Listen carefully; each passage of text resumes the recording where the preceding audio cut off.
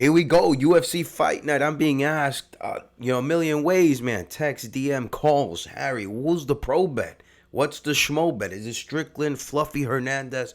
Talk to us about the matchmaking here. You got Izzy Adesanya, Joe Pyfer in the mix, RDR. You have injuries sustained by Fluffy Hernandez in October. He tore his abdomen. Or like, what are we doing, Harry? What are we doing? And so I opened up our segment here with the bets.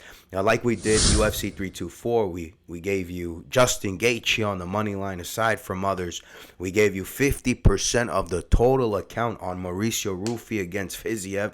Last week, we gave you half of your bankroll on Oleg Chaychuk and Kyoji Haraguchi. So what are we doing this week? All right, I'm going to, interject here, and I'm going to give you the bets as always. But I do want to break this down real briefly. And so I was taking Strickland initially because I wanted him to get a rematch with Adesanya. We do have Adesanya defeating Joe Pyfer. That's here in about 30 to 45 days. I want that belt back, man, for Adesanya. I get that lick back somehow, man, that Strickland took. But then I thought and I said, well, Adesanya was offered a short notice fight against RDR. And he couldn't do it because he was injured. This is when RDR was set up to fight Anthony Hernandez. Anthony Hernandez had torn his abdomen wall. So the UFC offered Izzy that fight. Izzy couldn't do it either. But these guys were injured. So now we have Izzy coming up here in about 30, 40 days. And he's taking on Joe Pyfer. It only leads me to believe that Izzy Adesanya could get that fight with RDR. Forget Strickland, man. The UFC's done with him. So we have Fluffy Hernandez on the spread at -9.5, -110 odds. You heard it here first. You know what? On second thought, forget RDR. We're going to do Chayo Moralo versus Israel Adesanya. RDR has this fight here in about 30, 40 days against Chayo Moralo. RDR versus Chayo Moralo. We're going to have Chayo Moralo defeat RDR, and then hopefully the matchmakers get him to face Izzy. Izzy, defeats him, and then hopefully we Izzy got through two prospects there, Joe Pyfer and Chayo Moralo, and maybe he could contend for a belt somehow.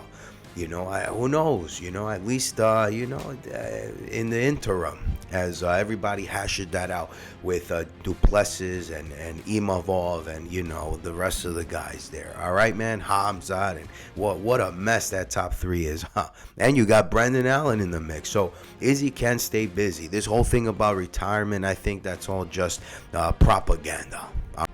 Very simply, man, if you want to see Sean Strickland win this fight, he's going to have to tweak some of that southpaw stance Philly shelf thing he does, like Mauricio Rufy did, right, when he stuffed Fiziev. He just brings the hand down and you run into his elbow.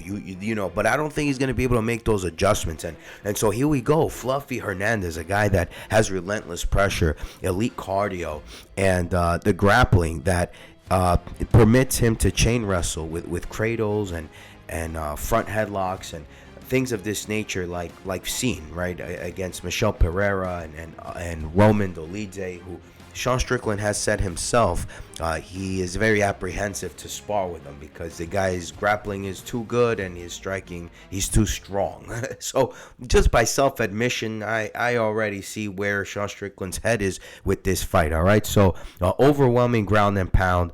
And I think this orthodox submission game that Anthony Hernandez has, or phone booth, style of fighting, I should say with the striking, should be enough to get it done here against Sean Strickland.